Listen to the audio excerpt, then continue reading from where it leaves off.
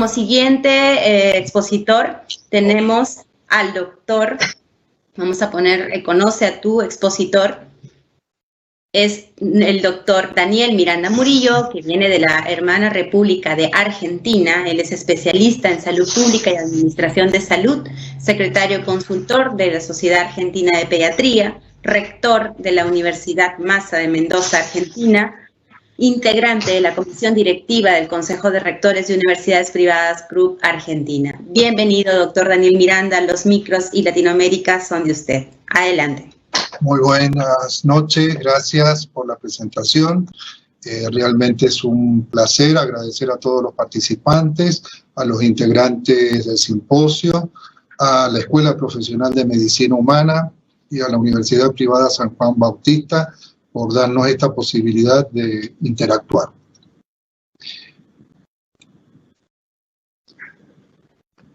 Es muy importante. Sí, doctor, lo escuchamos. Adelante mientras carga su material. Adelante. Sí. Un segundo. Tenemos, aprovecho en estos segunditos en mencionar que tenemos en las redes sociales preguntas, una lluvia de preguntas. Vamos a dar un correo electrónico donde muy amablemente también van a poder resolver las preguntas de nuestros expositores de manera sincrónica, pero al terminar la primera mesa hemos recogido preguntas de interés que van a ser resueltas por cada uno de ellos. Por favor, manténganse en línea. Estamos en este momento en directo con el doctor Daniel Miranda desde Argentina. Sí, también quería compartir, estimadas audiencia, que todo el Perú está conectado. Acabamos de recibir por WhatsApp gente de Amazonas, a quienes saludamos, Cajamarca, Cusco, Huancavelica, Ayacucho, La Libertad y Lambayeque. En este momento están conectados con nuestra línea, aquí en la universidad. Muy bien. Uno de los grandes retos y desafíos que hemos visto en la situación de aislamiento social preventivo y obligatorio producido desde el comienzo de la pandemia es preguntarnos por qué los niños tienen menor nivel de riesgo para enfermarse a pesar de tener un sistema inmunológico en proceso de crecimiento y desarrollo. A esto hay varias respuestas. Una de ellas es que los niños en general presentan menor número de comorbilidades, o sea, menor cantidad de factores de riesgo. Prácticamente solamente el 15% presenta comorbilidades.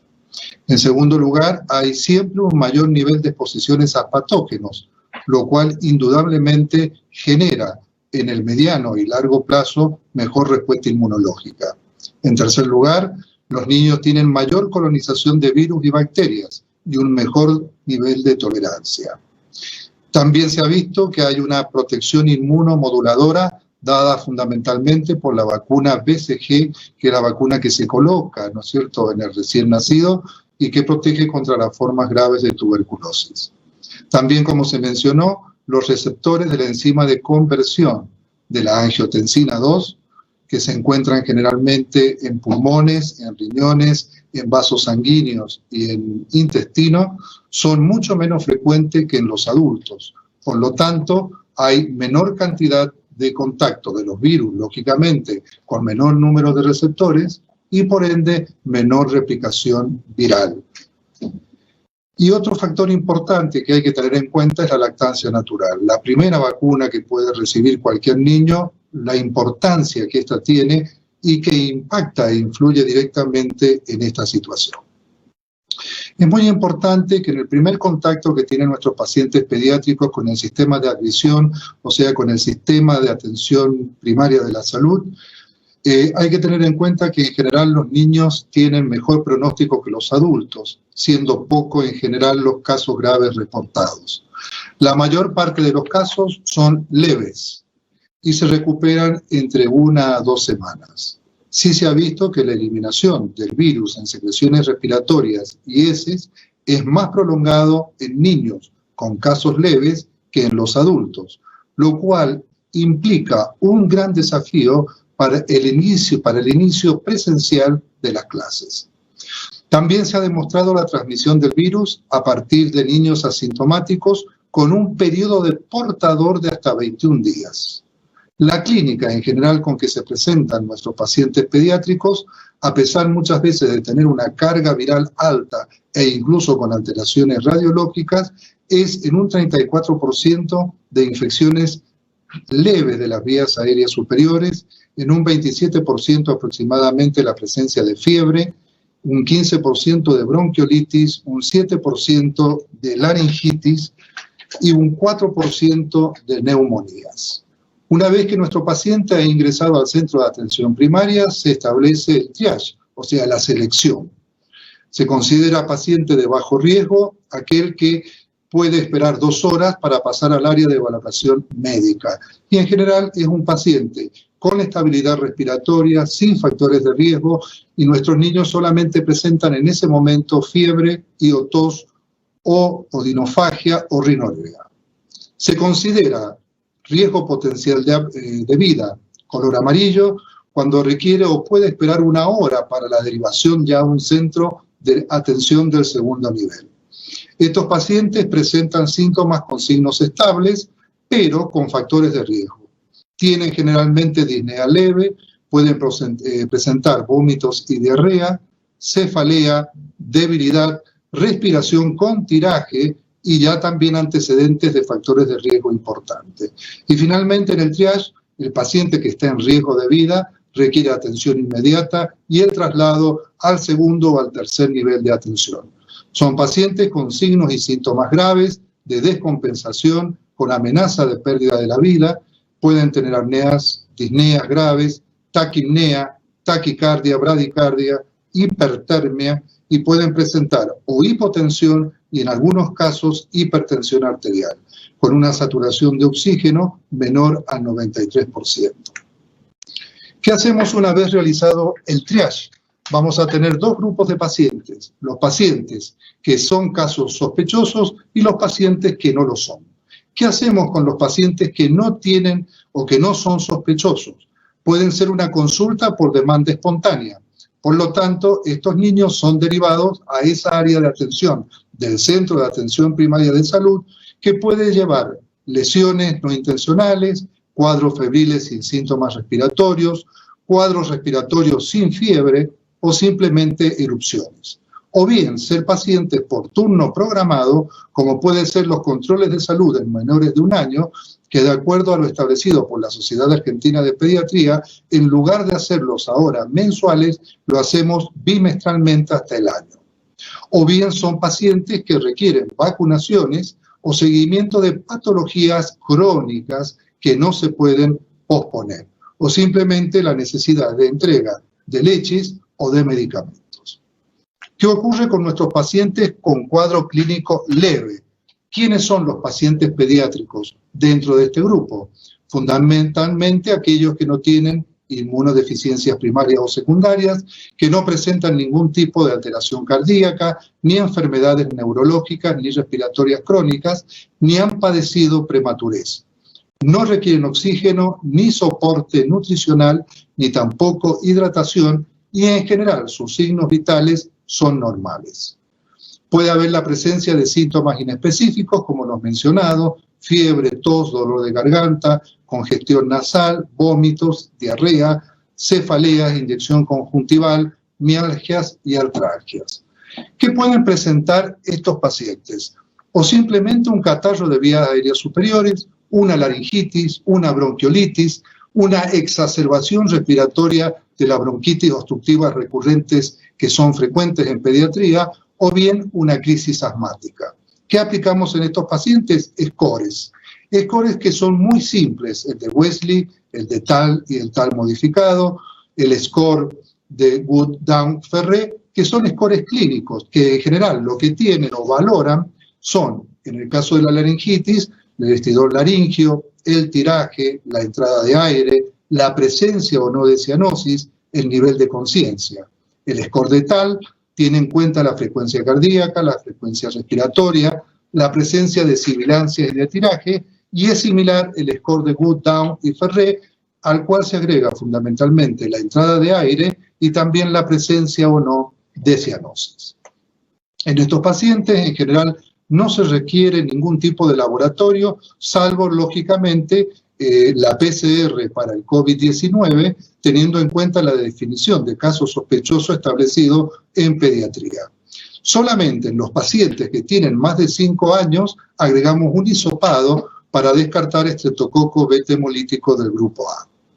No se recomienda realizar radiología y eventualmente, si el score de Wesley en un caso de laringitis importante, utilizamos corticoterapia por vía oral.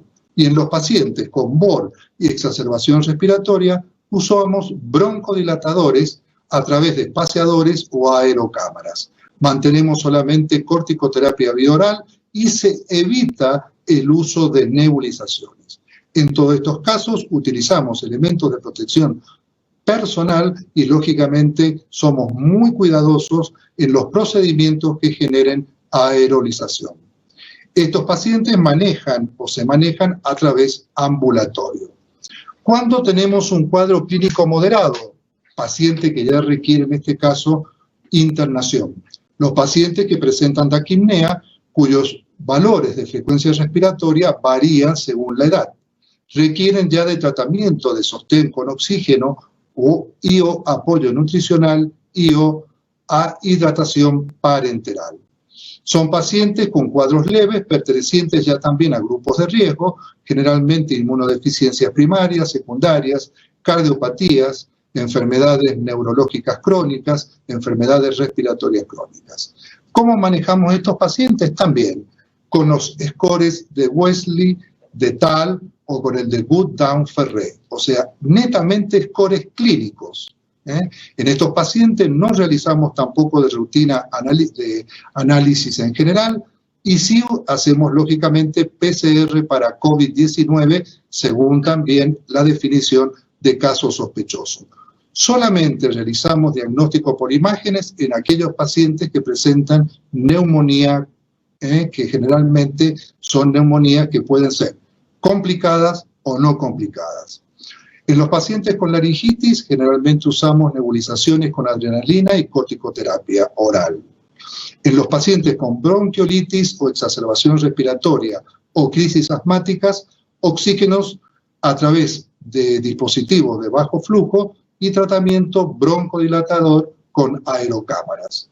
En los pacientes con neumonía, utilizamos tratamiento antibiótico habitual según las normas de diagnóstico y tratamiento de los pacientes establecidos por la Sociedad Argentina de Pediatría. En estos pacientes se desaconseja el uso rutinario de cánula nasal y también se utilizan los elementos de protección personal estándar y somos muy cuidadosos de los procedimientos generadores de aerosoles. Finalmente, en los pacientes con cuadro clínico grave, en estos pacientes generalmente evaluamos según requerimiento clínico a nivel de laboratorio, realizamos la PCR para COVID-19, realizamos en los pacientes que tienen bronquiolitis o exacerbación de BOR o crisis asmática leve a moderada, radiografía de tórax, de frente. No realizamos tomografía axial y consideramos la realización de electrocardiograma y eventualmente de ecocardiograma. Usamos oxígeno con dispositivos de bajo flujo, de no ser suficiente, indicamos máscara reservorio y evaluamos la posibilidad de utilizar cánulas nasal de alto flujo de oxígeno. En los pacientes con neumonía complicada, tratamiento antibiótico según las normas determinadas también por la Sociedad Argentina de Pediatría. Finalmente, el paciente que ya tiene cuadros clínicos graves, que se encuentra ya con claudicación respiratoria intermitente, aguda, con shock descompensado, paro respiratorio, paro cardiorrespiratorio, en estos pacientes ya utilizamos un laboratorio de mayor complejidad, con un hemograma, un perfil de la coagulación, un perfil hepático, función renal, gases arteriales, ionograma, láctico de hidrogenasa, dímero D, CPK, y cuando esta se encuentra alterada, CPK-MB, y también troponina. En estos pacientes se realiza toma o muestra para laboratorio y se realiza rescate microbiológico lógicamente para descartar sobreinfecciones. Realizamos radiografía de tórax de frente y no realizamos TAC en forma rutinaria. Sí realizamos electrocardiograma y eventualmente ecocardiograma. Estos pacientes sugieren también o se requiere también de tratamiento antibiótico empírico, manejo del shock de acuerdo a las normas vigentes en pediatría. Es muy importante tener en cuenta un síndrome que se está describiendo, que se describe en pediatría, que en general se denomina síndrome inflamatorio multisistémico en niños y adolescentes. Este síndrome generalmente se presenta en pacientes mayor o igual a 5 años, remeda un Kawasaki, por eso también se lo denominaba Kawasaki-like, o el shock tóxico producido por estreptococo o estafilococo, por eso también se lo denomina shock tóxico-like. Son pacientes que presentan mayor o menor cantidad de días con fiebre a 7, tienen 74% de ellos presentan síntomas gastrointestinales severos. En su tratamiento el 50% son resistentes a la gamma globulina endovenoso, el 70% requiere de esteroides para su tratamiento y lo más grave, tienen un 7% de mortalidad.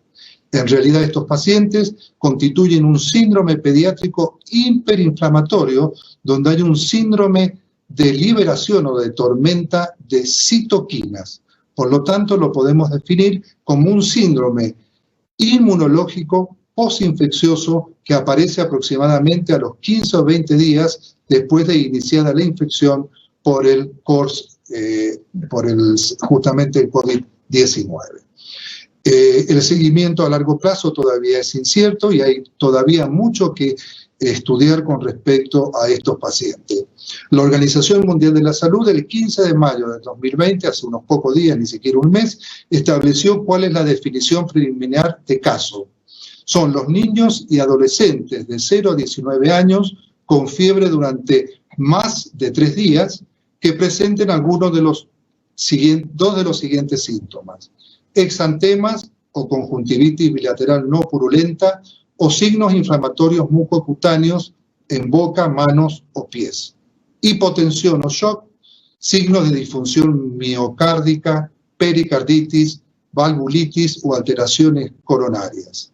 Evidencia de coagulopatías determinadas a través de TTPK, tiempo de protrombina o elevación de los dímeros. O bien, trastornos gastrointestinales agudos, generalmente muy severos, como son la diarrea, los vómitos o el dolor abdominal.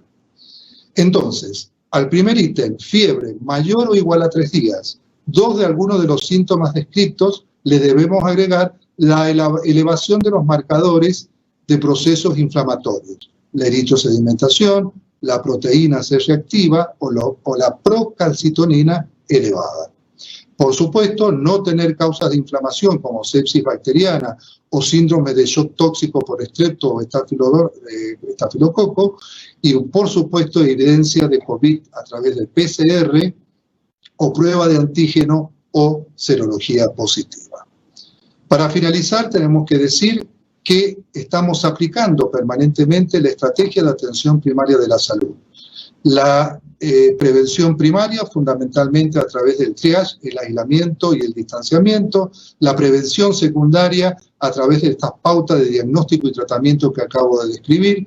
La prevención terciaria a través del seguimiento de secuelas o complicaciones. Y sobre todo la prevención cuaternaria, evitar medidas terapéuticas que impliquen mayor riesgo que beneficios. Es importante determinar y comunicar al equipo de salud que nos manejamos fundamentalmente a través de la clínica. La clínica sigue siendo soberana a través del interrogatorio, la observación y el examen clínico. Finalmente, lo que aplicamos dentro de la estrategia primaria de la salud es la vigilancia epidemiológica a través de determinar justamente el nexo epidemiológico, el trabajo interdisciplinario e intersectorial, las inmunizaciones antigripal y antineumocóxica, la educación para la salud y algo fundamental, la participación comunitaria. Muchas gracias.